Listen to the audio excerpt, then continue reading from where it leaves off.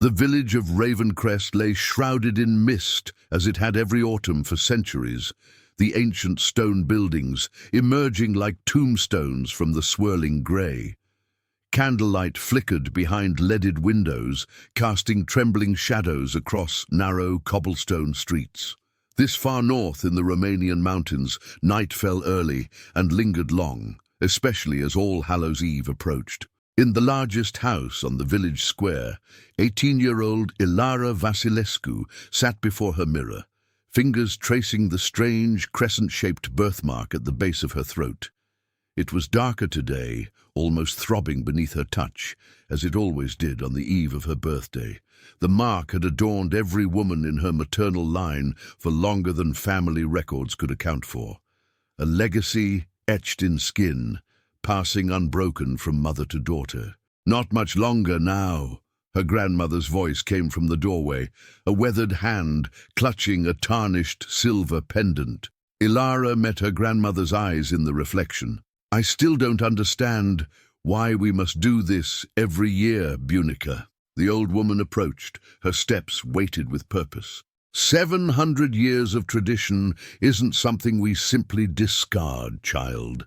She draped the pendant around Ilara's neck, a small vial filled with dark liquid, suspended on a chain wrought with intricate patterns of wolves and ravens. "Your mother would have wanted you to honor it." Ilara's fingers closed around the vial.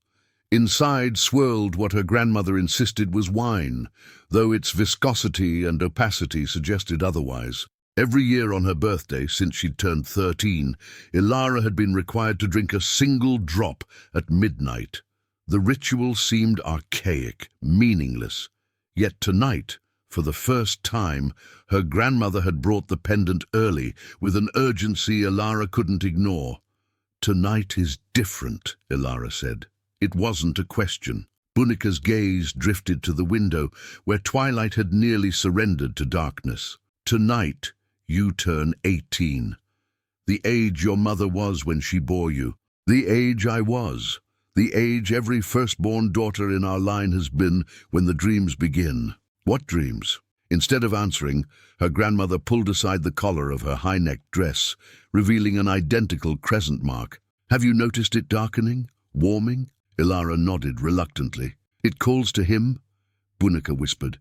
"And tonight he may answer." A knock at the front door echoed through the house, sharp and commanding. Ilara felt her mark pulse in response, a hot flush spreading across her skin. Her grandmother's face drained of color. "He's early," she breathed. "He's never come early before." "Who?" "Listen carefully." Bunica gripped Ilara's shoulders.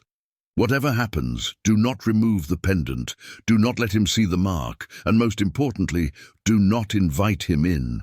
Before Ilara could respond, their housekeeper's hurried footsteps crossed the foyer below. The ancient door groaned open, and a man's voice drifted upstairs, rich, cultured, with an accent Ilara couldn't place. "Good evening. I've come to pay my respects to the Vasilescu family. I believe they're expecting me." Ilara shivered, though she couldn't explain why. Her grandmother's grip tightened. "Stay here," the old woman commanded. "Bar the door." But as her grandmother turned to leave, Ilara caught her wrist. "Bunica, please. What is happening?" "Who is he?" The old woman hesitated, conflict visible in the deep lines of her face. "He calls himself Constantine, but he is far older than that name." She touched the vial at Ilara's throat. "He is the reason we drink, the reason we survive, and the reason we are marked." With that cryptic statement, she swept from the room, pulling the door closed behind her. Ilara stood frozen for several heartbeats before crossing to secure the latch. Through the thick wood, she could hear the murmur of voices below, her grandmother's tense and clipped, the stranger's flowing like dark honey. The mark on her neck burned now, insistent as a brand. Drawn by an impulse she couldn't name, Ilara moved to the window, parting the heavy curtains to peer into the night. The village square lay empty, save for a gleaming black carriage, its lacquered surface reflecting no light despite the full moon overhead. No driver attended it, no horses stood in harness. It simply waited, as though manifested from the darkness itself. Behind her, the bedroom door rattled. Ilara spun, heart hammering. "Your grandmother insists you're unwell," came the voice from the other side, closer now, each word precise and measured. "But I've traveled so far to meet you, Ilara. Won't you at least allow me to wish you happy birthday?" The latch trembled beneath unseen pressure. Ilara backed away, clutching the pendant. "I'm afraid I'm not dressed for visitors," she called, hating the quaver in her voice. A soft laugh answered her. "Propriety even now. You are indeed your mother's daughter." "You knew my mother?" The words escaped before she could reconsider. Silence stretched for several seconds. When he spoke again, his voice had softened. "I knew every mother in your line. Back to the first. Catalina was her name. She had your eyes. Visions of midnight sky, reflected in still water." A pause. "Won't you open the door, Ilara? I've brought you a gift." Her hand moved toward the latch of its own volition, her mark pulsing in time with her racing heart. She stopped herself just short of touching metal. "I think it's better if you leave it," she said. "Whatever it is. As you wish." Something scraped against wood, the sound of an object being set down. "But I'll leave it here for when you change your mind. And you will change your mind, little one. They always do." Footsteps retreated down the hallway. Ilara counted her breaths until they faded, then waited longer still before unlatching the door and opening it a cautious crack. A small velvet box sat on the threshold, tied with a ribbon of deepest crimson. No sign remained of the visitor. Fighting against both curiosity and apprehension, Ilara snatched the box and quickly secured the door again. Under the lamplight, she examined her gift. The velvet was worn in places, suggesting great age, yet meticulously preserved. With trembling fingers, she untied the ribbon and lifted the lid. Inside lay a ring of twisted silver, set with a stone so dark it seemed to devour light. Beside it, a folded note written in elegant script, "To replace the one that was lost. Wear it when you're ready to remember." Ilara had never lost a ring. Yet as she stared at the dark stone, something stirred in her mind. Fragmented images of snow-covered mountains, candlelight reflecting on stone walls, a goblet raised in slender fingers not her own. She closed the box with a snap, suddenly dizzy. From below came the sound of the front door closing. Heavy silence settled over the house, broken only when her grandmother's footsteps ascended the stairs once more. Ilara quickly tucked the box beneath her pillow before unlatching her door. Bunika entered, her face ashen. Without a word, she crossed to the window and threw the curtains wide, staring out into the darkness. "He's gone," she finally said. "For now." "Who is he?" Ilara demanded. "He said he knew my mother. All our mothers." Her grandmother turned, eyes glittering with unshed tears. "It's time you knew the truth. About our mark, about why we keep the blood." "Blood?" Ilara's hand flew to the pendant. "You said it was wine. What else could I tell a child?" The old woman sank onto the edge of the bed. "Sit, Ilara. The story is long and we have little time before midnight." Reluctantly, Ilara sat beside her grandmother, the pendant heavy against her skin. 700 years ago," Bunika began, her voice dropping to little more than a whisper, "your ancestor, Catalina Vasilescu, lived in these mountains. She was a healer, like her mother before her. One winter night, a stranger appeared at her door, gravely wounded. She took him in, tended his wounds, wounds that should have been fatal, yet healed too quickly. By the time she understood what manner of creature she had saved, it was too late. She had fallen in love." Ilara's mark throbbed as though responding to the tale. "His name then was Vladislav, though he has worn many names since. He was ancient even then, one of the first of his kind. What set him apart was that he could walk in daylight, could present himself as mortal for short periods, gifts that made him both revered and hunted among his own kind. A vampire," Ilara whispered, the word falling like a stone. Her grandmother nodded grimly. "The most powerful of them all. They called him Alpha, the first, the strongest. He lived with Catalina through that winter, teaching her secrets no mortal was meant to know. When spring came, his enemies found him. To protect her, he prepared to leave. Outside, the wind rose, branches scratching against the window glass like skeletal fingers. Catalina couldn't bear to lose him.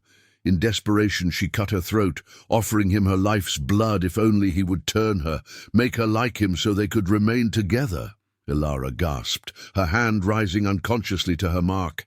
He drank from her wound, but refused to complete the transformation. Instead, he worked a magic older than even his kind. He took a small measure of his own blood and sealed her wound with it, creating the mark you bear. It bound her life force to his, granting her unnaturally long life, certain powers, but kept her human. He promised to return for her once his enemies were defeated, but he didn't come back, Ilara guessed. Not for 60 years.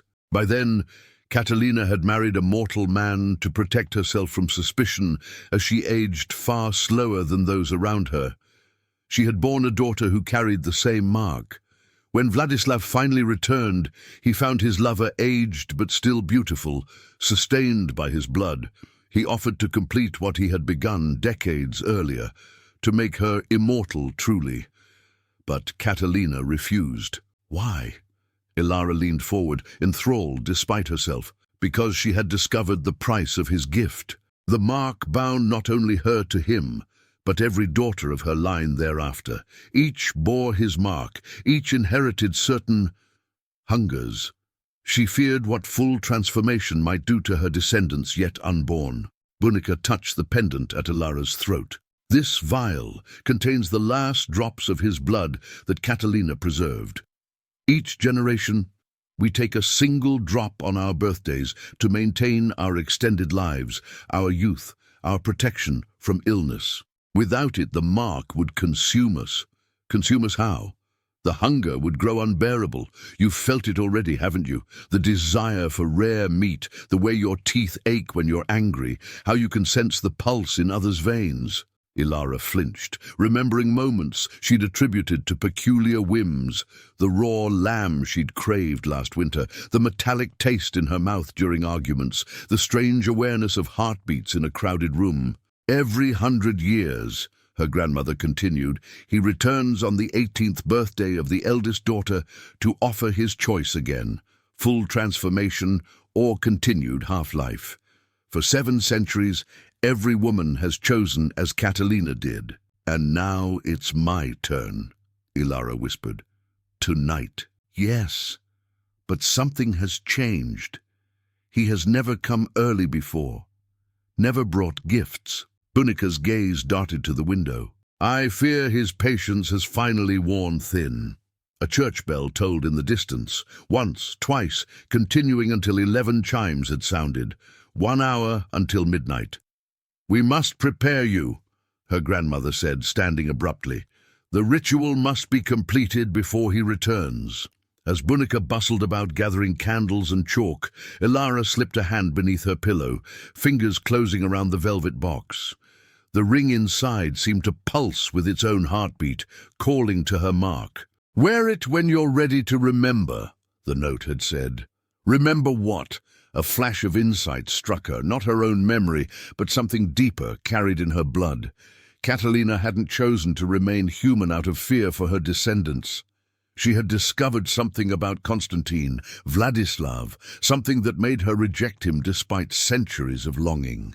Bunica, Ilara said slowly, what if the stories we've been told aren't true? What if there was another reason Catalina refused transformation? Her grandmother froze, chalk in hand. What do you mean? Before Ilara could answer, a gust of wind extinguished every candle in the room. The temperature plummeted, their breath suddenly visible in the darkness.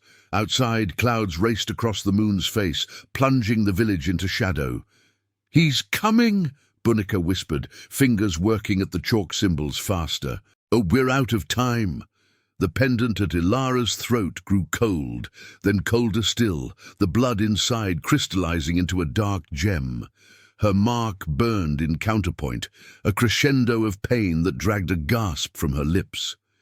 As if responding to her distress, the velvet box beneath her pillow pulsed once, twice, then the ring inside began to glow, its dark stone illuminated from within by a crimson light that seeped through fabric and feathers. A sudden silence fell over the village, no wind, no distant voices, not even the ticking of the mantel clock.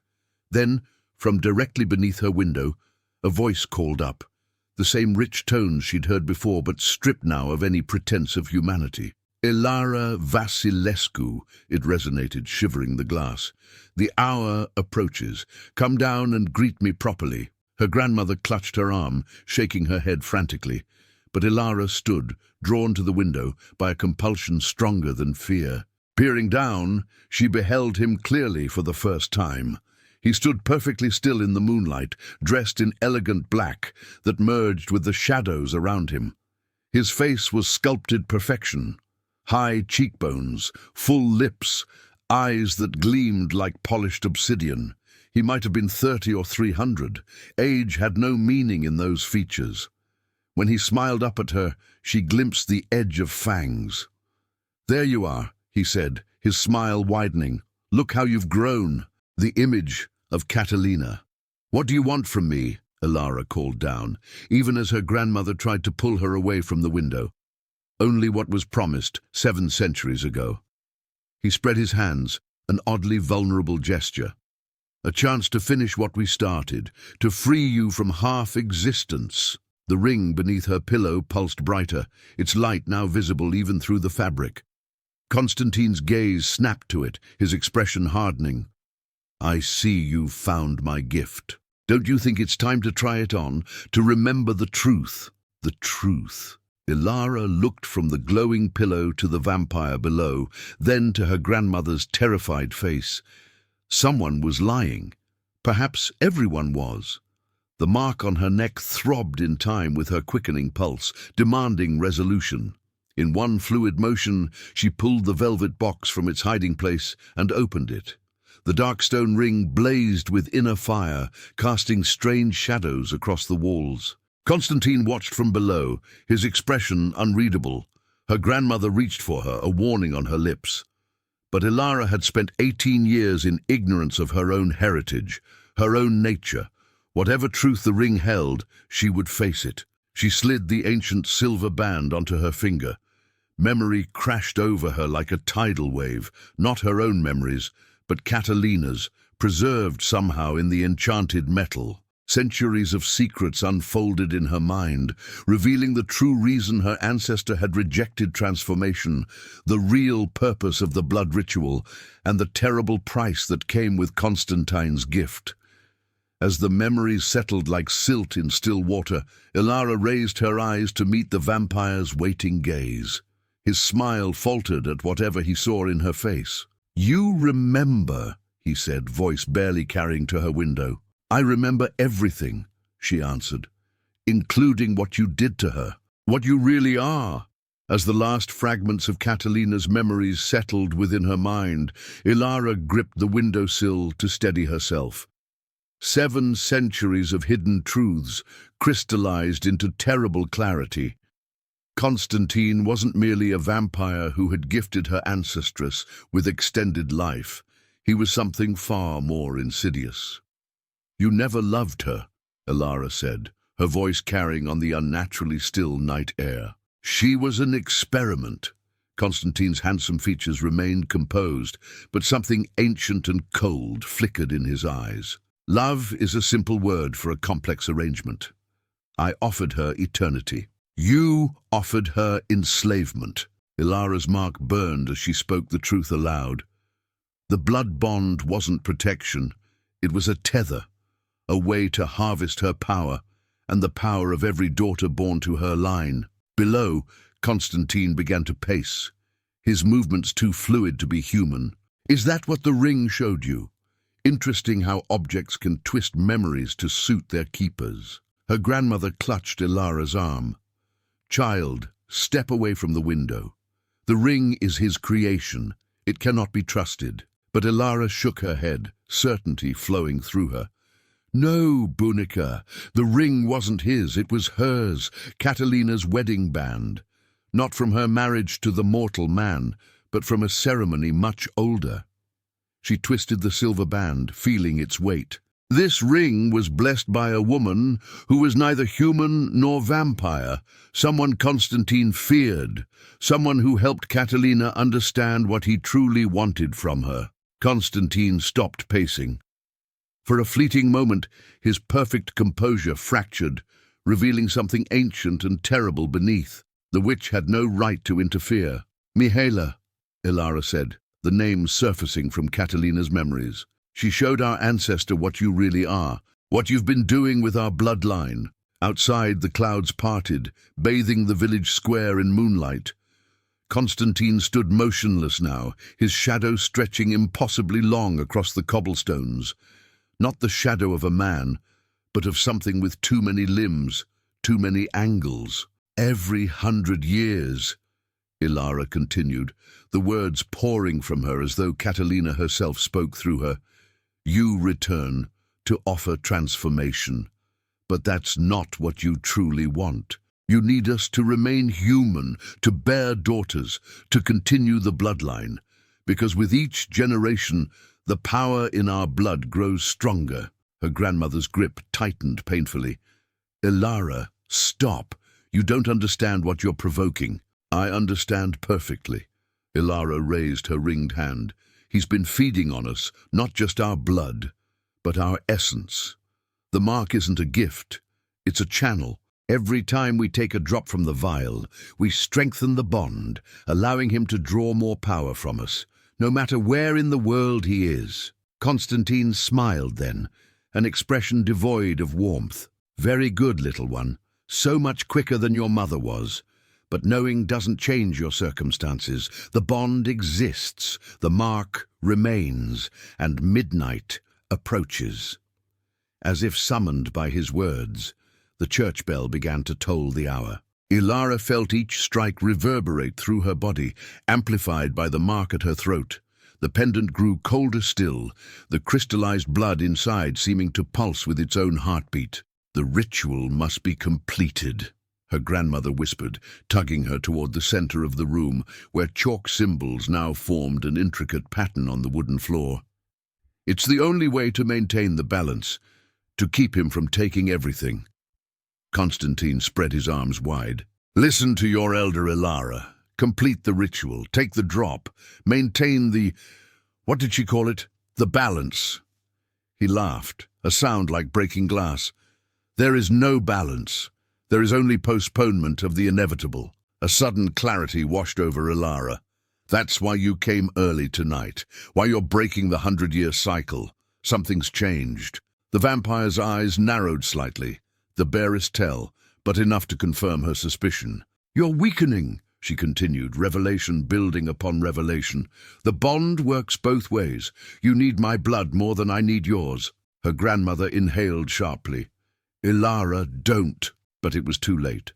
Constantine's handsome face contorted, the mask of humanity slipping further. When he spoke again, his voice carried harmonics that hurt her ears. The old arrangements are ending. Tonight, you will complete the transformation your ancestors refused, or you will die. Either way, the blood bond will be settled. He moved then, too fast for human eyes to track, vanishing from the square, only to reappear directly outside her window, hovering in the air 3 stories above the ground. His hand pressed against the glass, frost spreading from his fingertips in intricate patterns. Invite me in, Ilara. Her grandmother thrust herself between Ilara and the window. Run! Get to the chapel! The glass shattered inward, showering them with glittering shards. Cold air rushed into the room, extinguishing the last candle. In the sudden darkness, Ilara felt rather than saw Constantine's presence filling the threshold, not entering, but testing the boundaries, like water seeking cracks in a dam. The rules still apply, he said, his voice deceptively gentle. I cannot enter uninvited. But midnight comes, little one. When it does, certain allowances can be made. Ilara backed toward the door, pulling her grandmother with her. The chalk symbols on the floor began to glow with a faint blue light, responding to the vampire's proximity. "What happens at midnight?" she demanded, playing for time as her mind raced through Catalina's fragmented memories, searching for anything that might help them. Constantine's smile was visible even in the darkness. The veil thins, boundaries weaken. On the night when a marked daughter of Catalina's line turns 18, the invitation can come from the mark itself, unless the ritual is completed first. His gaze fell to the pendant at her throat. "Your mothers understood the bargain. 1 drop of my blood each year to maintain your unnatural lives, and in exchange you remain free. Refuse, and the mark will welcome me instead." Understanding dawned with horrifying clarity. Each year, the ritual wasn't merely sustaining their extended lives, it was renewing the protections that kept Constantine at bay. The blood in the pendant wasn't his gift, it was their defense. "Bunica," Ilara whispered, "how much time until midnight?" "Minutes," her grandmother replied, her voice taut with fear. "The ritual takes preparation, sacred words, proper alignment. We haven't time." Constantine drifted closer to the window's edge. Frost spread across the floor from where he hovered, creeping toward the chalk circle. "Indeed you don't, but I am not unreasonable. I offer the same choice I have always offered. Become truly mine, or face what comes when the clock strikes 12. Ilara felt the mark at her throat pulse painfully, responding to his proximity. Through Catalina's memories, she understood now what becoming truly his entailed. Not just vampiric transformation, but complete subjugation. He would drain her entirely, then replace her blood with his own, binding her will to his for eternity. No daughter of their line had ever accepted. The church bell tolled again. 5 minutes to midnight. "We need to leave," her grandmother urged, tugging her toward the bedroom door. "The chapel has consecrated ground. He cannot follow there." As they backed toward the door, Ilara's heel scuffed one of the chalk lines. The blue glow flickered, destabilizing the pattern. Constantine noticed immediately, his expression sharpening with predatory interest. "The old protections fail," he observed. "They were never meant to last this long. 7 centuries of borrowed time, coming to its natural end." Outside, the wind rose suddenly, rattling the remaining windows. Throughout the village, dogs began to howl in unison. "He's called his servants," her grandmother whispered in horror. "The night hunters," Ilara thought quickly, Catalina's memories merging with her own knowledge. "The pendant," she said, fingers closing around the cold vial. "If I take the blood now—" "It won't work without the ritual," her grandmother interrupted. "And there's only enough for 1 more dose. Once it's gone—" She left the implication hanging. Constantine drifted a fraction closer, his body partially through the window frame now, testing the invisible barrier that kept him from fully entering. "The blood grows thin, doesn't it? Diluted over centuries. Soon it will lose its potency entirely." Another bell toll. 4 minutes remaining. Ilara's mind raced. The pendant, the ring, Catalina's memories. There had to be a solution hidden among them. She closed her eyes, allowing the foreign memories to wash through her consciousness. Images flickered rapidly. Catalina learning herbcraft from her mother, meeting the wounded stranger in winter, falling in love with the creature who called himself Vladislav, discovering his true nature, the desperate bargain cut into her own throat, decades of loneliness as she waited for his return, the growing horror as she realized what the mark truly meant, and finally, "The witch," Ilara breathed, eyes flying open. Mihaela didn't just warn Catalina, she gave her something. Her grandmother's expression shifted from fear to confusion. "What are you talking about?" Constantine's casual demeanor hardened. "Enough reminiscing. The time for decisions has arrived." But Ilara was already moving, spurred by Catalina's knowledge. She rushed to the ancient trunk at the foot of her bed, throwing open the lid. Inside lay generations of family heirlooms. Shawls, jewelry boxes, daggers, small leather-bound books. She dug frantically, searching for something specific. "Whatever you're seeking won't save you," Constantine said, his voice closer now. Another toll of the bell. 3 minutes remaining. "Here!" Ilara pulled out a small silver box, tarnished, almost black with age. The same symbol that adorned her ring was etched into its lid, a crescent moon pierced by a thorned rose. Mihaela's gift. Her fingers trembled as she worked the ancient clasp. The box opened with a soft click, revealing a small glass phial nestled in faded velvet. Inside was a substance that couldn't quite be called liquid. It moved like smoke, but glistened like water, iridescent in the faint light. "What is that?" her grandmother asked, eyes wide. Constantine hissed, a sound more serpent than man. "Put that down, Ilara. You don't know what you're holding." But she did know. Catalina's memories provided the answer. "Witches' tears," she said. "Freely given, blessed under a blood moon, and mixed with—" She hesitated, the full implications settling over her. "Mixed with Constantine's blood. Blood he didn't know she took." The vampire's composure shattered completely. His handsome face elongated, eyes bleeding to crimson, fingers extending into talons. That treacherous witch! She had no right to take what was mine. "She took nothing that wasn't freely spilled," Ilara countered, uncorking the tiny phial. The substance inside emitted a soft glow, illuminating her face from below. "You bled on her altar when you came seeking a way to walk in daylight. She granted your request, but took payment in kind." The bell tolled again. 2 minutes. Constantine lunged against the invisible barrier, causing the entire house to shudder. "You don't understand what you hold. That mixture was meant for me alone." "No," Ilara said with growing confidence. "It was meant for this moment. For when your patience finally ran out and you came to claim what was never yours." Her grandmother moved to her side, understanding dawning in her weathered features. "The witch foresaw this day." Ilara nodded. 700 years ago, she showed Catalina a vision. Of me, of tonight. She prepared this specifically for this moment. Outside, howls grew closer.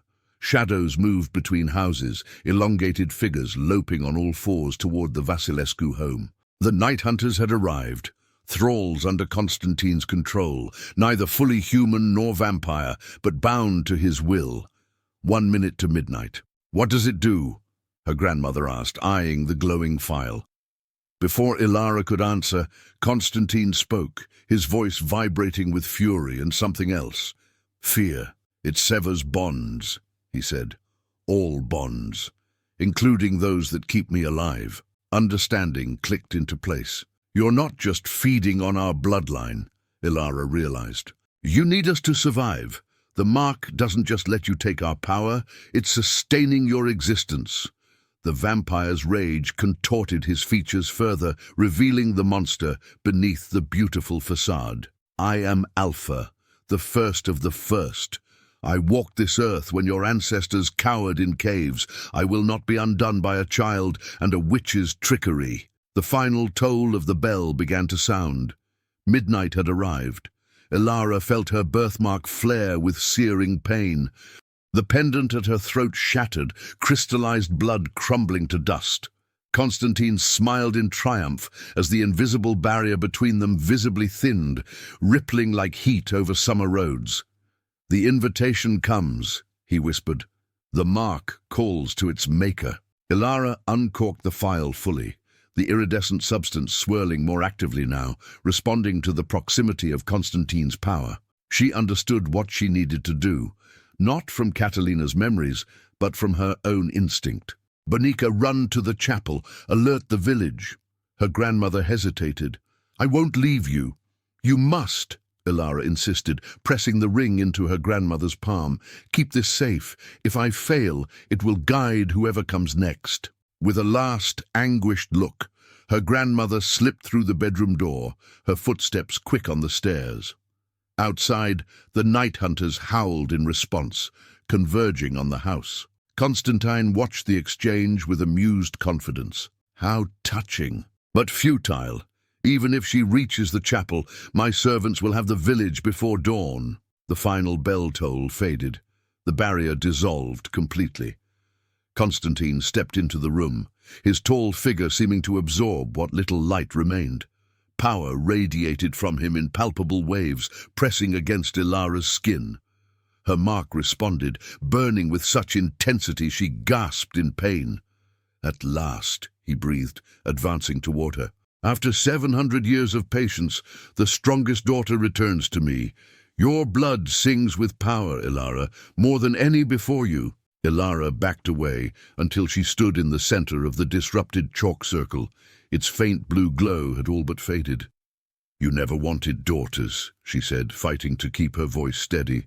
"You wanted batteries, sources of power you could drain without killing, an endless supply." He inclined his head in acknowledgement. "An elegant solution to an eternal problem. But tonight marks a new beginning. The cycle of daughters ends with you." His hand shot out, impossibly fast, gripping her throat just above the crescent mark. His touch was ice and fire simultaneously, sending conflicting waves of revulsion and desire through her body. The mark responded to his touch, burning brighter. "I could drain you now," he murmured, his face inches from hers, "but I prefer willing surrender. Choose transformation, Ilara. Become my true companion. With your power joined fully to mine, we would be unstoppable." Ilara felt her will weakening under his gaze, centuries of blood connection working against her. The mark throbbed in time with her pulse, calling her to submit. It would be so easy to give in, to end the struggle, to embrace the dark gift he offered. His fingers gentled on her throat, becoming almost a caress. "You feel it, don't you? The rightness, the completion. This was always meant to be." Through the haze of his influence, Ilara gripped the file tighter. "You're right," she whispered. "This was always meant to be." A triumph flared in his eyes, a moment of victory that gave her the opening she needed. In one swift motion, she raised the file to her lips and swallowed the witch's tears. Constantine roared, trying to knock it from her hand, but too late. The mixture burned down her throat like liquid starlight, spreading through her veins in pulses of radiant heat. Her mark flared with blinding intensity, then began to change, the crescent shape dissolving and reforming into a pattern of thorned roses. "What have you done?" Constantine staggered back, his face contorted in disbelief. Ilara felt the mixture working through her system, seeking out the ancient blood bond and transforming it. Power that had been channeled outward to Constantine for centuries suddenly reversed direction, flowing back into her. Knowledge came with it. How to use this power, how to end what Catalina had begun. Mihaela's gift wasn't just to break the bond, she gasped through the pain of transformation. It was to reverse it. Constantine's perfect features began to wither, skin drawing tight across suddenly prominent bones. He clutched at his chest as though in physical pain. "Stop this! You don't know what you're unleashing." But Ilara did know. The mixture was completing its work, transferring 7 centuries of accumulated power back to its rightful owners, the daughters of Catalina's line. She felt her grandmother's essence, her mother's, and countless women before them, all flowing back into her, filling spaces she hadn't known were empty. Outside, the night hunters began to shriek, not in triumph, but in agony. Their connection to Constantine was severing as his power diminished. The vampire fell to his knees, his immortal body showing its true age for the first time in millennia. Papery skin stretched over ancient bones, eyes sinking into skull-like hollows. He reached for her with a trembling hand. "Please," he rasped, his voice stripped of its hypnotic resonance. "You don't understand. I am the only thing keeping them at bay. Without me, they will come for you all." "Who?" Ilara demanded, standing taller as new strength flooded her. "Who will come?" Constantine's eyes darted to the window, to the night beyond. "The others, the true elders. I was their gatekeeper, their warden." His form continued to deteriorate, collapsing in on itself. "Why do you think I needed such power? Why I cultivated your bloodline so carefully? A chill ran through Ilara, despite the fire in her veins. "You're lying. Trying to manipulate me again." "Am I?" His laugh was a death rattle. "Look inside yourself, Ilara. Look at the memories flowing back to you. Not just Catalina's, but mine. 7 centuries of knowledge." And she could see it. Fragments of memories not her own, not even Catalina's, but ancient scenes viewed through Constantine's eyes. Vast underground chambers sealed with blood magic. Creatures that made Constantine seem benevolent by comparison, sleeping in deathless slumber. Rituals performed century after century to maintain the seals that kept them contained. Horrifying understanding dawned. "The blood bond wasn't just feeding you," she whispered. "It was powering the seals." Constantine's body had withered to little more than a husk, but his eyes remained alert, watching her realization with grim satisfaction. "Now you understand." Too late. Far beneath them, deep in the foundations of the earth, Ilara felt something stir, something ancient awakening from enforced slumber. The power flowing into her suddenly felt less like triumph and more like terrible responsibility. "What have I done?" she whispered. Constantine's form began to crumble, flaking away like ancient parchment. His final words drifted to her as little more than thought. "What Catalina could not, you've broken the cycle." A pause, his essence fading. "The question now, Ilara Vasilescu, is whether you will survive what comes next." With that, his body collapsed completely, dissolving into fine ash that scattered across the wooden floor. The night hunters' cries fell silent. Their connection to their master severed permanently. Ilara stood alone, in the center of the disrupted chalk circle, power thrumming through her veins, the mark on her throat transformed into its new pattern. Constantine was gone, the ancient vampire who had manipulated her family for 7 centuries, destroyed by Mihaela's foresight and Ilara's courage. But as the house settled into silence, she felt it again. Movement deep below, like enormous creatures shifting in their sleep, testing bonds suddenly grown weak. Constantine's final warning echoed in her mind, carrying the weight of terrible truth. The clock had struck midnight, ending one threat only to usher in another far more ancient. Whatever lay beneath the Romanian mountains was stirring, and Ilara Vasilescu, the last daughter of Catalina's line, stood as the unwitting key to its prison. Outside, the full moon vanished behind racing clouds, plunging Ravencrest into darkness as the wind rose to a howl. The night, it seemed, was far from over. As the full force of her actions crashed over her, Ilara steadied herself against the ancient bedpost. The wood hummed beneath her fingers, resonating with energies she could suddenly perceive, the accumulated memories and power of 7 centuries flowing through her veins like liquid fire. "They're waking up," she whispered to the empty room, feeling the distant stirrings deep beneath the village grow stronger.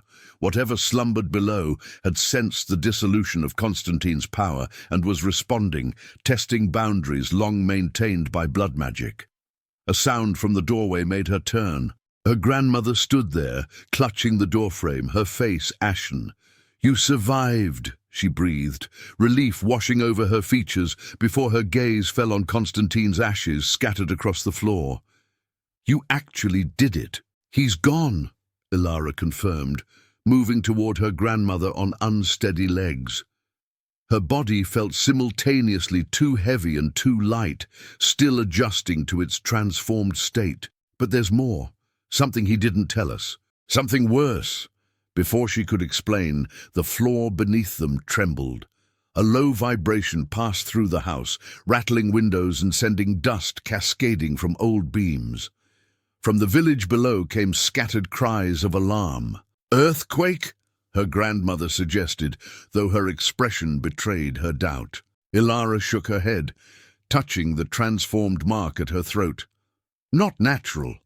Constantine was telling the truth at the end. He wasn't just feeding on our bloodline. He was using that power to maintain seals, to keep something contained. Her grandmother's eyes widened with horrified understanding. "The old stories." I always thought they were just tales to frighten children. What stories? Ilara pressed. The mountains have always been feared. Before our family settled here, before the village existed, this region was avoided, declared cursed by those who wandered too close. Her grandmother moved to the window, gazing out at the village, where lights now flickered on, as residents were roused by the tremors. The earliest settlers spoke of something sleeping beneath the stone, of voices that whispered in dreams. Another tremor shook the house, stronger this time. A crack appeared in the ceiling, snaking across ancient plaster. "We need to leave," Ilara said, taking her grandmother's arm. "It's not safe here." They hurried down the stairs, Ilara moving with newfound grace despite her disorientation. The front door stood open, swinging on its hinges as the night wind gusted through the house. Outside, villagers had emerged from their homes, gathering in confused clusters as the ground continued to tremble intermittently beneath their feet. As Ilara and her grandmother stepped onto the cobblestone street, a woman rushed toward them, Mrs. Petrescu, who owned the village bakery. "The chapel bell is ringing by itself," she said, clutching at Bunica's sleeve. "Father Ionescu says it's an omen." "Where is everyone gathering?" Ilara asked, feeling a strange new authority in her voice, a resonance that made Mrs. Petrescu straighten and answer without hesitation. "The chapel square. The priest has opened the doors for shelter." Ilara nodded, decision crystallizing. "Tell everyone to bring whatever they can carry easily. Food, water, medicines. We may need to leave the village." Mrs. Petrescu's eyes widened, but something in Ilara's transformed presence prevented questions. She hurried away to spread the word, leaving Ilara and her grandmother alone in the swirling mist. "The chapel won't protect us if what I felt awakens fully," Ilara said quietly. Her grandmother studied her face, noting the subtle changes there, a new sharpness to her features, a glow beneath her skin that hadn't existed before. "What did that mixture do to you, child?" Ilara touched the thorned rose pattern at her throat. "I'm not entirely sure. I can feel the power that Constantine stole, not just from me, but from every daughter in our line. It's changing me." "Into what?" her grandmother whispered. Before Ilara could answer, another tremor shook the ground, more violent than before. A chimney collapsed across the square, bricks tumbling onto the cobblestones. From somewhere deeper in the village came screams. "We'll have to figure that out later," Ilara said grimly. "Right now, we need to get everyone to safety." She started toward the chapel, then paused, struck by sudden inspiration. "The ring, do you still have it?" Her grandmother nodded, producing the silver band from her pocket. In the moonlight, its dark stone gleamed within a fire. "I need it," Ilara said, extending her hand. "Catalina's memories might tell us more about what lies beneath the mountains."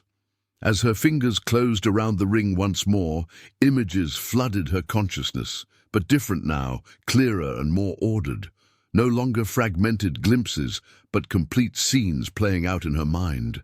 She saw Catalina meeting not just with Mihaela, but with a council of 7 women, each bearing marks similar to the transformed symbol now on Ilara's throat. She heard them speak of the Watchers and the Binding and the 7 Seals. "The Order of the Thorned Rose," Ilara murmured, the knowledge unfolding within her. They weren't just witches, they were guardians. They bound the creatures beneath the mountain long before Constantine existed. Her grandmother leaned closer. "What creatures, Ilara? What's down there?" Another memory surfaced. Catalina standing before an ancient stone altar, deep in a mountain cavern, watching as Mihaela traced symbols in blood upon the rock. Words in a language Ilara had never heard, yet somehow understood.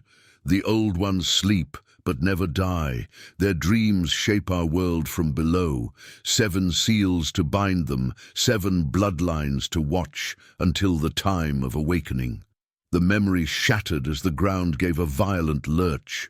Across the village, windows broke and tiles slid from roofs. The church bell rang more frantically now, calling villagers towards safety. "The old ones," Ilara said, sudden comprehension dawning. creatures from before human time. Constantine wasn't their jailer originally. The witches were. 7 bloodlines, 7 seals. But something happened. Something changed. The witch hunts, her grandmother breathed. 300 years ago, the purges spread even to these mountains. The old families fled or were destroyed. Ilara nodded as more pieces fell into place. Constantine found a way to maintain the seals alone, using our bloodline as his power source. He wasn't protecting us from himself. He was using us to protect the world from something worse. The irony was staggering. The vampire they had feared and hated for generations had been, in his own twisted way, their protector and the world's. A tremendous crack split the night, like stone breaking deep within the earth. The ground shook continuously now, small fissures appearing between cobblestones, leaking a foul-smelling vapor that clung to the ground like spectral fingers. Villagers streamed toward the chapel, carrying children and belongings, faces etched with fear. Father Ionescu stood in the doorway, making the sign of the cross as each person passed within. When he saw Ilara approaching, his expression hardened. "The mark on your throat," he said, his voice carrying despite the chaos. "It's changed." Ilara touched the thorned rose pattern, feeling it warm beneath her fingers. "Many things have changed tonight, Father." The old priest's gaze was shrewd and unflinching. "I know what you are, what your family has been. I've always known." "Then you know we need your help now," Ilara replied, meeting his gaze steadily. A moment of silent evaluation passed between them before the priest nodded once, curtly.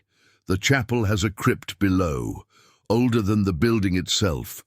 There are markings there I've never understood." Hope flared in Ilara's chest. "Show me." Inside, the chapel was crowded with frightened villagers huddled in pews, clutching rosaries and each other. Father Ionescu led Ilara and her grandmother past them to a small door behind the altar, weathered oak bound with iron. A heavy key turned in the ancient lock, revealing narrow stone steps spiraling down into darkness. "There has always been a priest in Ravencrest," Father Ionescu said as they descended, the temperature dropping with each step. "Not always a good one, but always one who understood that his duties extended beyond simple sermons." At the bottom of the stairs, he lifted a lantern from a wall hook and lit it. The flame illuminated a circular chamber carved directly into the bedrock beneath the chapel. The walls were covered in symbols, some recognizable as very early Christian iconography, others far older, reminiscent of the marks Ilara had seen in Catalina's memories. But it was the center of the room that drew her attention. A stone altar stood there, identical to the one from her vision. 7 channels had been cut into its surface, radiating outward like the spokes of a wheel, each ending in a small basin. 6 of the basins were empty, covered in centuries of dust. The 7th contained a residue of something dark and flaking. "Blood," Ilara said, certainty flowing through her. "This is one of the 7 binding sites." Father Ionescu nodded gravely. "According to records passed down through my predecessors, there are 7 such altars throughout the mountains, each maintained by a different family line, each requiring a blood offering at prescribed times to maintain the binding. And when the other families were destroyed or fled during the witch hunts," Ilara continued, understanding deepening, "Constantine found a way to channel power through our bloodline alone to maintain all 7 seals." The priest looked at her with new respect. "You've learned much tonight." "Not enough," she replied, studying the altar. "I don't know how to restore the seals now that Constantine is gone." Another violent tremor shook the chamber, dust and small stones raining from the ceiling. Above them, they could hear the frightened cries of the villagers as the chapel swayed. "The binding is failing," Father Ionescu said grimly. "Without all 7 bloodlines, without Constantine's power, there's nothing to maintain the seals." Ilara approached the altar, drawn by an instinct she couldn't explain. The transformed mark at her throat pulsed in time with her heartbeat, growing warmer as she neared the stone. When she placed her hand on the altar's surface, a shock ran up her arm. not painful, but intense, like recognition. "I can feel them," she whispered, eyes widening. "The old ones, they're vast, ancient beyond imagining. Their dreams—" She snatched her hand back, shaken. "If they fully awaken, they won't even notice as they destroy us. We'd be less than ants beneath their feet." Her grandmother moved to her side. "What can we do?" Before Ilara could answer, a new tremor struck, different from the others, more focused. The stone beneath the altar cracked with a sound like a gunshot, a fissure opening across the chamber floor. Noxious vapor seeped from the opening, carrying a smell of deep earth and something else, something rotting and ancient. Father Ionescu stumbled back. "It's beginning. The first seal has broken completely." Ilara felt it too, a sudden release of pressure, like a dam giving way. With it came a flood of foreign sensation, hunger, disorientation, a stretching awareness expanding outward after eons of containment. One of the old ones was stirring fully now, reaching toward consciousness. "We need to restore the seal," she said urgently. "My blood might work. It carries the essence of Constantine's power now, and the legacy of our bloodline." "Your blood alone won't be enough," the priest warned. "The original binding required 7 bloodlines, 7 different types of power." Ilara looked to her grandmother, desperation building. "There must be something we can do." Her grandmother's weathered face was calm despite the chaos around them. "The mixture you drank." Mihaela's tears. "It contained more than just Constantine's blood, didn't it?"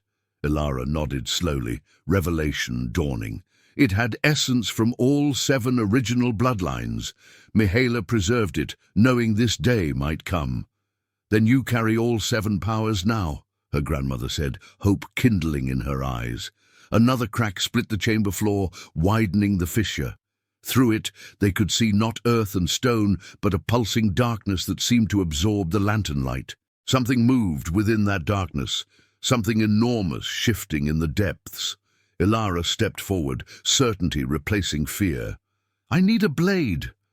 Without hesitation, Father Ionescu produced a small silver knife from within his robes. "The communion knife," he explained at her questioning look, "blessed and kept sharp." Ilara took the knife and approached the altar. The mark at her throat burned now, almost painfully hot, recognizing its purpose. 7 channels, 7 types of blood, 7 aspects of power that now flowed together within her veins. "Stand back," she warned, raising the blade to her palm. With a swift motion, she cut deeply across her hand. Blood welled immediately, but not the rich red of human vitality. Her blood shimmered and shifted, iridescent like the witch's tears she had consumed, containing prismatic refractions of 7 distinct hues. She held her bleeding palm over the central point of the altar where the 7 channels met. "I don't know the words," she admitted, looking to Father Ionescu and her grandmother. "I can feel what needs to be done, but the ritual—" "The words will come," her grandmother said with quiet confidence. "The blood remembers." As if summoned by those words, knowledge unfolded within Ilara's mind. Not from Catalina this time, but from deeper sources, from the combined legacy of 7 bloodlines now flowing through her. She began to speak in a language none of them recognized, her voice resonating with harmonics that made the air itself vibrate. Her blood fell onto the altar stone, and instead of pooling, it flowed outward along the 7 channels with deliberate purpose, each stream subtly shifting in color as it moved: amber, azure, emerald, silver, violet, crimson, and obsidian. When the blood reached the 7 basins, it ignited, each color burning with its own unique flame. The chamber filled with pulsing light as Ilara continued the incantation, words pouring from her that she didn't understand yet inherently knew. The fissure in the floor stopped widening. The darkness within it roiled and churned, as if fighting against sudden resistance. Power flowed out of Ilara and into the altar, draining her strength with frightening speed. Her vision began to dim around the edges, her legs weakening beneath her. But still she continued, driven by the knowledge that failure meant destruction beyond imagining. The flames in the 7 basins grew higher, brighter, until they nearly touched the ceiling. The ancient symbols on the walls began to glow in response, a network of light spreading across stone like constellation patterns. Ilara swayed on her feet, consciousness fading as more blood, more power poured from her into the binding. Her grandmother caught her as she started to fall, supporting her weight. "It's too much," her grandmother cried, looking to Father Ionescu. "It's killing her." The priest moved to Ilara's other side, helping to support her. The original binding took 7 people, each contributing a portion. She's attempting to channel all 7 powers at once. Through dimming vision, Ilara saw the fissure beginning to close, the pulsing darkness receding. The binding was working, the seal restoring, but at terrible cost. Her heartbeat faltered as her life force drained into the ancient magic. "I can't maintain it," she gasped, her voice barely audible over the roaring energies around them. "Too strong. Need the others." As consciousness slipped away, a new sensation cut through the chaos, a pressure against her lips, a liquid being poured into her mouth. Instinctively she swallowed.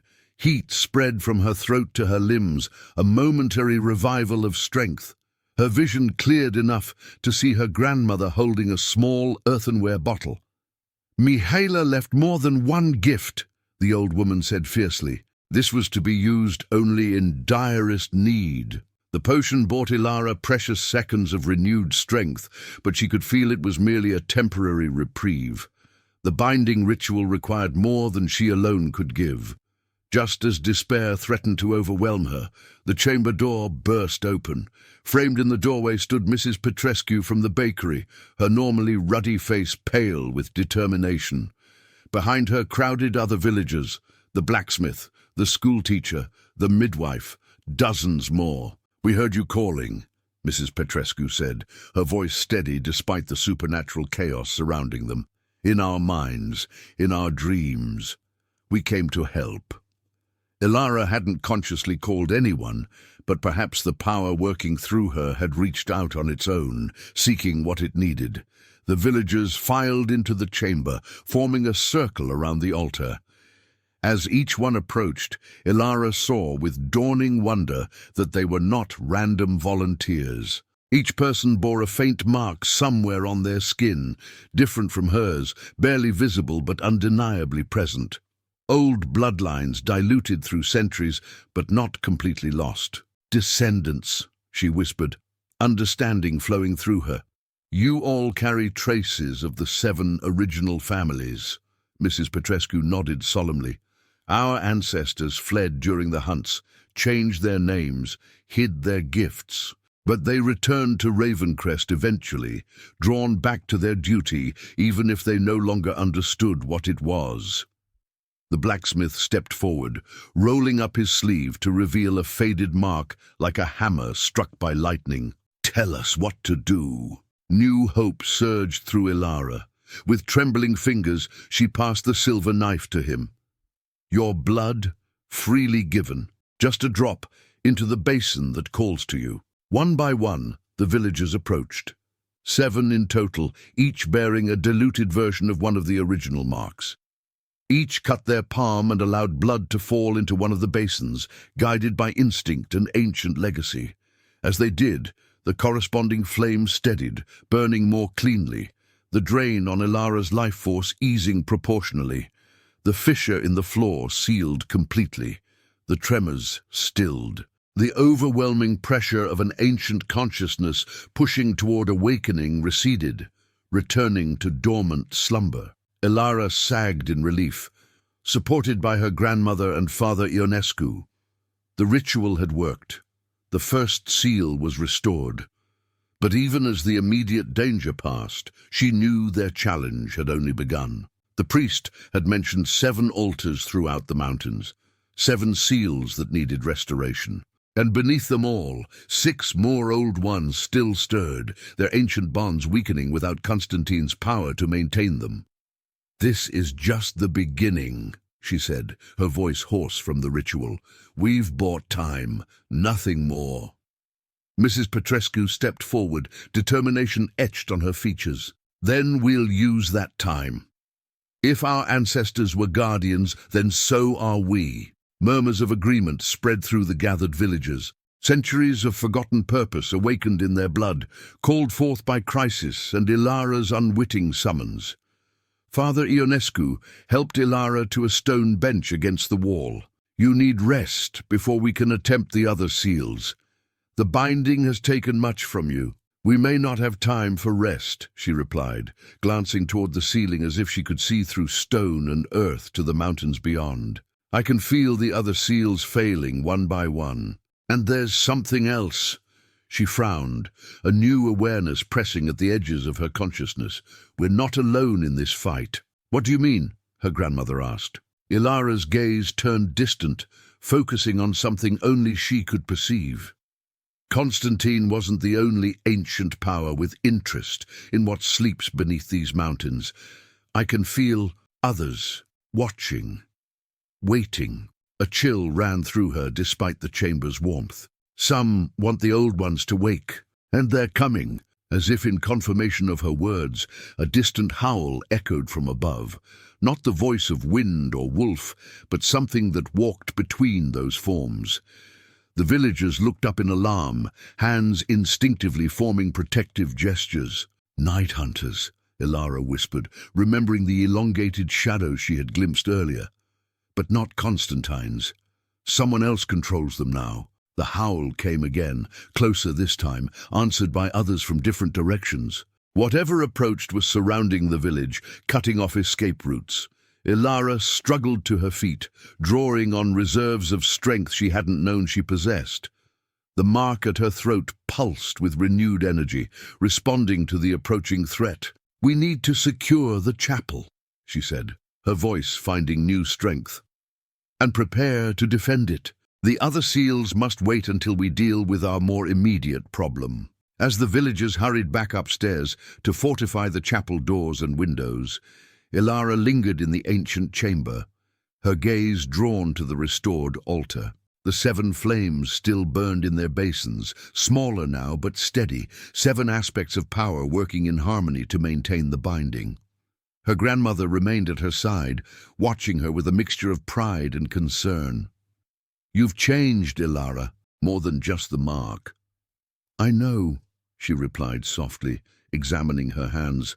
The skin slightly luminescent now, veins occasionally shimmering with prismatic light. "I'm becoming something new, something that hasn't existed before. The guardian the world needs," her grandmother suggested. Before Ilara could respond, another howl pierced the night, directly above them now. Claws scrabbled against the chapel roof. Glass shattered in the main sanctuary, followed by screams. "They're here," Ilara said, straightening. The thorned rose mark at her throat blazed with sudden intensity, spreading its pattern in luminous tendrils across her skin like living tattoos. Power surged through her limbs, pushing back exhaustion. Whatever she was becoming, it would be tested tonight. The old ones stirred below, enemies gathered above, and Ilara Vasilescu, the last daughter of Catalina's line and the first of something entirely new, stood between them, the improbable guardian of a world that had forgotten its most ancient threat. She started up the stairs toward the battle that awaited, the pattern of thorned roses glowing against her skin like armor crafted from pure light. Behind her, the 7 flames flickered in ancient basins, holding back the darkness below, for now. The chapel's stained glass windows exploded inward as Ilara reached the top of the stairs, showering the terrified villagers with glittering shards. Through the jagged openings, dark shapes poured into the sanctuary, lithe, twisted forms that moved with unnatural fluidity, neither fully beast nor human. "Night hunters," Father Ionescu breathed, clutching his silver crucifix. Not seen in these mountains for generations, but Ilara recognized them as something far more ancient than the priest realized. These weren't mere thralls like Constantine had commanded. These were hounds of the veil, creatures that existed in the liminal spaces between worlds. summoned and bound by powers that rivaled the old ones themselves. "Someone has sent them," she said, her voice carrying over the chaos. "Someone who wants the seals broken." As the words left her lips, the chapel doors burst open with a thunderous crack. Cold wind howled through the sanctuary, extinguishing candles and leaving only Ilara's glowing markings to illuminate the darkness. In the doorway stood a figure that seemed crafted from shadows and moonlight, tall, elegant, and radiating a power that made the air vibrate. "Very perceptive, little guardian." The figure stepped forward, features resolving into those of a woman with alabaster skin and eyes like frozen amber. Her midnight hair cascaded to her waist, moving as though stirred by unseen currents. "Though someone is such a small word for what I am." Recognition flashed through Ilara, not from her own memories, but from the ancient knowledge now flowing through her veins. "Morgana," she whispered. The woman's perfect lips curved into a smile that never reached her eyes. "A name I've worn, among many. How delightful to be remembered." The night hunters circled their mistress, snarling at the villagers, but making no move to attack without command. The people of Ravencrest huddled together near the altar, clutching improvised weapons, kitchen knives, farm tools, lengths of wood blessed hastily by Father Ionescu. "You're one of the 7, Ilara said, understanding flowing through her. "One of the original guardians who bound the old ones." "The first among equals," Morgana corrected, gliding forward with inhuman grace, "until my sisters decided our duty was to imprison rather than worship." Her gaze flicked to the thorned rose pattern glowing across Ilara's skin. "How curious. Constantine's little experiment has yielded unexpected results." Ilara stepped forward, placing herself between Morgana and the villagers. The power within her responded to the ancient being's proximity, the luminous patterns brightening defensively. "Constantine wasn't experimenting. He was maintaining what you abandoned." Morgana's laugh was like ice cracking on a frozen lake. "Is that what you believe, that noble Constantine sacrificed for the greater good?" She moved closer, seeming to glide rather than walk. "Ask your blood what really happened. Ask it why he bound your ancestress with his mark." Despite herself, Ilara found her attention turning inward, questioning the memories that flowed through her. Images unfurled in her mind. Constantine standing before a different altar, centuries ago, surrounded by 7 women, including a much younger Morgana. An argument, a betrayal, blood spilled in anger rather than ritual. "He tried to control the binding," she murmured, the truth revealing itself. "He wanted to use the old one's power for himself. And when we refused him, he found another way." Morgana's amber eyes gleamed with ancient hatred. "He murdered 3 of our sisters and corrupted the binding, twisting it to feed him power while still maintaining the seals. Your ancestor Catalina was merely the vessel he chose to continue his parasitic existence." The ground beneath them trembled again, a reminder of what stirred below, growing more restless with each passing moment. "Why are you here?" Ilara demanded, fighting to keep her voice steady. "If what you say is true, you should be helping us restore the seals, not breaking them." Morgana's expression shifted, a flash of something almost human crossing her features. "I am not here to break the seals, child. I am here to end them permanently, by freeing what's below." Mrs. Petrescu stepped forward, her faded mark visible on her wrist. "You'll destroy everything." "No," Morgana said simply. "I will transform everything." She turned back to Ilara. "The binding was always a temporary measure, a way to buy time until humanity was ready. That time has come." Another tremor shook the chapel, stronger than before. Plaster rained from the ceiling, dust filling the air. "Ready for what?" Ilara asked, though part of her already knew the answer. "Ascension." Morgana spread her arms wide. "The old ones aren't monsters, Ilara. They're the next stage of existence. Their dreams shaped this world, preparing it for the day when consciousness could evolve beyond its current limitations." Her voice softened, almost entreating. "They sleep so that we might grow strong enough to join them." not as sacrifices, but as equals. The claim was seductive in its grandeur, and Ilara felt the blood within her responding to Morgana's words, a resonance of ancient truth twisted by time and perspective. But alongside it came other memories, other voices, Catalina's caution, Mihaela's warnings, even Constantine's final desperate message. If that were true, Ilara said carefully, why did the other guardians imprison them? Why did Constantine continue the binding? Fear, Morgana spat, her perfect features contorting momentarily. My sisters feared change. Constantine feared losing power. She composed herself with visible effort. But you are different, Ilara. You carry all 7 bloodlines now. You could understand what they could not. The night hunters grew restless, sensing their mistress's agitation. One lunged toward a villager, only to be struck back by the blacksmith's hammer. The tension in the chapel stretched taut as a bowstring. I understand that something sleeping beneath these mountains is breaking free, Ilara replied, and that every instinct in my blood warns against it. Disappointment flashed across Morgana's perfect features. Then you are as blind as they were. She stepped back, moonlight streaming through the broken windows to illuminate her in an ethereal glow. I had hoped to find an ally, but I will proceed alone if necessary. With a gesture that seemed to tear at the fabric of reality itself, Morgana summoned swirling darkness that coalesced around her like a cloak. The night hunters howled in unison, the sound piercing Ilara's enhanced senses like physical pain. Attack, Morgana commanded. Bring the girl to me alive. The others are irrelevant. The beasts surged forward, a wave of twisted limbs and gleaming fangs. Villagers screamed, brandishing their makeshift weapons as the creatures descended upon them. Ilara felt something unlock within her. Power that had been building since she drank the witch's tears, waiting for this moment of crisis to fully manifest. The thorned rose pattern blazed across her skin with blinding intensity, spreading until she was covered in luminous sigils. When she spoke, her voice carried harmonics that made the very air vibrate. "Halt!" The single word crashed through the chapel like physical force.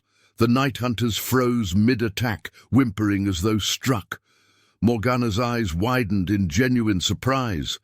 "You've come into your power more quickly than I anticipated," she said, a new wariness in her tone. Ilara stepped forward, the glowing patterns shifting and flowing across her skin like living calligraphy. Each step left momentary impressions of light on the stone floor, the 7 symbols of the original binding. "Leave now," she commanded, drawing on knowledge that flowed from blood older than human civilization. "I don't want to destroy you, Morgana." The ancient being laughed, though the sound held less certainty than before. "You cannot destroy me, child. I walked these mountains when humans huddled in caves, fearing the dark.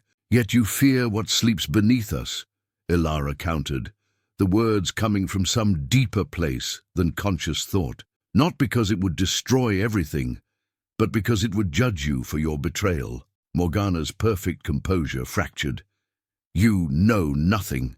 "I know that the binding wasn't created to imprison monsters," Ilara continued, the truth unfolding within her as she spoke. "It was created to protect beings too vast for this world to contain, to give them sanctuary while they dreamed the future into existence. You weren't their jailer, Morgana. You were their keeper, their guardian." The night hunters backed away, sensing the shift in power. Ilara's grandmother and Father Ionescu exchanged glances of dawning hope. "Until you decided they should belong to you alone," Ilara pressed, moving closer to Morgana, whose ageless face now showed the first lines of strain. "You didn't want humanity to ascend. You wanted to be the sole bridge between worlds, to control the power of transformation." "Enough!" Morgana's scream shook the chapel foundations. The darkness around her pulsed and writhed. "You think these fragments of memory make you understand? You are a child playing with forces beyond comprehension." Another violent tremor rocked the village, the strongest yet. Deep below, One of the old ones shifted closer to wakefulness, responding to the clash of ancient powers above. In that moment of distraction, Morgana struck, not physically, but with a blast of power that slammed into Ilara like a tidal wave. She flew backward, crashing into the altar as pain exploded through her body. The glowing patterns flickered, dimming momentarily. "Your blood remembers, but your flesh is still mostly human," Morgana said, advancing with renewed confidence. "You cannot hope to match me." The night hunters resumed their attack, emboldened by their mistress's success. Villagers fought desperately, but they were outmatched. Mrs. Petrescu fell beneath slavering jaws, saved only by the blacksmith's intervention. Father Ionescu chanted Latin exorcisms that seemed to slow the creatures, but couldn't stop them. Ilara struggled to her feet, tasting blood. The blow had done more than physical damage. It had disrupted the harmony of the 7 bloodlines within her, setting them at war with each other. Pain lanced through her veins as opposing powers sought dominance. "You see," Morgana stood before her now, beautiful and terrible in her ancient power. "Without proper training, the 7 bloodlines will tear you apart from within. Let me help you, Ilara. Let me show you how to control what you've become." For a heartbeat, temptation flickered. The pain was excruciating, the chaos within her blood overwhelming. Morgana offered knowledge, control, perhaps even survival. Then Ilara's gaze fell upon her grandmother, standing protectively before a group of children, her aged face set with determination despite her fear. Beyond her, the villagers of Ravencrest fought with desperate courage against creatures from nightmare, ordinary people defending their home, their lives, their future. "No," Ilara whispered, then louder, "No!" With supreme effort, she forced her will upon the warring bloodlines within her, not seeking to control them, but to unite them, not through dominance, but through harmony. The pain intensified unbearably as she fought for integration rather than mastery. Then, just as she thought she might shatter from the strain, something shifted. The 7 powers aligned, not as separate forces, but as aspects of a single whole. The thorned rose pattern at her throat pulsed once, twice, then expanded outward in a blinding flash of light that filled the chapel. When it faded, Ilara stood transformed. The glowing patterns had become part of her, no longer external markings, but a luminescence that shone from within. Her eyes held the prismatic shimmer of the 7 combined bloodlines, her presence radiating power that was simultaneously ancient and newborn. "What have you done?" Morgana whispered, taking an involuntary step backward. "What was always intended," Ilara replied, her voice resonating with newfound certainty. "The 7 were never meant to remain separate. The final evolution of the binding was always unity." Understanding and fear warred on Morgana's ageless face. "The convergence," she breathed. "But it wasn't supposed to be you. It was supposed to be me." Ilara extended her hand, palm upward. "It was meant for whoever chose protection over power, service over domination." Her expression softened with genuine compassion. "You could have been this, Morgana, if you had remembered your true purpose." Rage and ancient grief twisted Morgana's features. With a scream that shattered the remaining windows, she gathered her power for a final, devastating attack. The night hunters howled in unison, abandoning their individual fights to race to their mistress's side, merging with her swirling darkness to create a vortex of destructive force. "If I cannot ascend, then nothing will," she cried, launching her attack. The maelstrom of ancient power roared toward Ilara and the villagers behind her. In that moment of ultimate crisis, time seemed to slow. Ilara felt the presence of every guardian who had come before her, not just her own ancestresses, but all 7 bloodlines stretching back to the original binding. Their knowledge flowed through her, their strength becoming hers. She raised both hands, no longer afraid, no longer uncertain. "Return to the earth," she commanded, her voice carrying the authority of ages. The opposing forces met in an explosion of light and darkness that momentarily blinded everyone in the chapel. When vision returned, Morgana's attack had been contained within a sphere of pulsing energy between Ilara's outstretched hands. "Impossible," Morgana whispered, her perfect face distorted with disbelief. "No," Ilara replied gently. "Inevitable." With a gesture both powerful and elegant, she turned the contained energy downward, driving it through the chapel floor toward the depths below. The stone cracked open, revealing not a destructive fissure, but a controlled channel, a direct path to the ancient altars of binding. "What are you doing?" Morgana cried, her voice rising in panic. "Completing what our ancestors began," Ilara answered, the 7 bloodlines working in perfect harmony within her. Not imprisonment, not worship, protection, for them as much as for us. The channeled energy reached the first altar far below, connecting with the restored seal. Rather than breaking it, the power transformed it, evolving the ancient binding into something new. The 7 flames in their basins pulsed in response, then rose upward along the energy channel, spiraling around each other until they reached the chapel. Ilara felt the change rippling outward from that first seal, racing through mountain stone to the 6 other binding sites.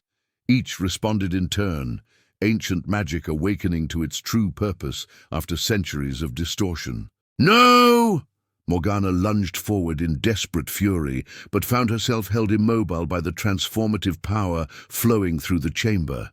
The 7 flames circled Ilara now, illuminating her with their combined light. She turned to the villagers, who watched in awe and terror.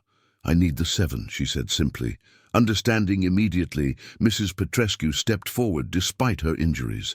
The blacksmith followed, then the midwife, the school teacher, and the others who carried diluted bloodlines of the original guardians. They formed a circle around Ilara, their faded marks responding to the flames, brightening with renewed purpose. "What Catalina began, we will finish," Ilara said, extending her hands to them, "not through blood sacrifice or endless vigilance, but through transformation. The old ones need not be our destroyers nor our gods. They can be our guides to what comes next, if we approach them as equals, rather than supplicants or jailers."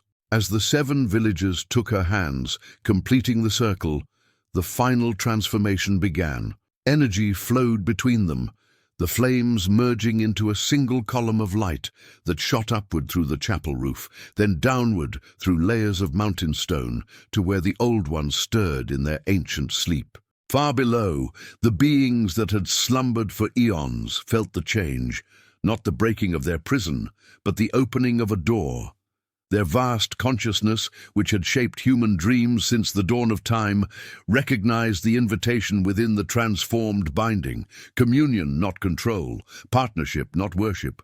The mountains shuddered one final time, not with destructive force, but with profound adjustment, settling into a new reality. The tremors stilled. The night hunters dissolved into mist. And Morgana, the last of the original guardians to lose her way, faced the consequence of her choices. "What happens to me now?" she asked, her voice stripped of its former power, revealing the weary immortal beneath the perfect facade. Ilara approached her, still luminous with transformed power. "That depends on you. The binding is complete, but it offers choice where before there was only compulsion. Even for you, there is a place in what comes next, if you're willing to remember your true purpose." For a long moment, Morgana stood frozen between ancient hatred and the possibility of redemption. Then, with a gesture that seemed to cost her everything, she knelt before Ilara. "Show me," she whispered. Dawn broke over Ravencrest as the ritual of transformation completed. Sunlight streamed through the broken chapel windows, illuminating villagers who stood changed, not monstrous, not divine, but evolved. The marks they carried were no longer hidden, but shone softly beneath their skin, connecting them to the deeper currents of existence. Ilara stood at the chapel door, gazing out at the village that would never be quite the same. Her grandmother joined her, touching her transformed granddaughter's face with wonder and pride. "What happens now?" the old woman asked. Ilara smiled, her eyes reflecting prismatic light. Now we build bridges instead of barriers. The old ones dream the future, but we will shape it. She looked toward the mountains that had held both threat and promise for so many centuries. Constantine was wrong, Morgana was wrong. Even the original Guardians were wrong in their way. The purpose was never to contain or control or worship, it was to connect. In the village square, children were already playing, their laughter carrying a new harmonic that made flowers turn toward them as though they were the sun. Adults went about their morning tasks, with movements just slightly too graceful to be entirely human. "And what of you?" her grandmother asked softly. "What does the last daughter of Catalina become now that her purpose is fulfilled?"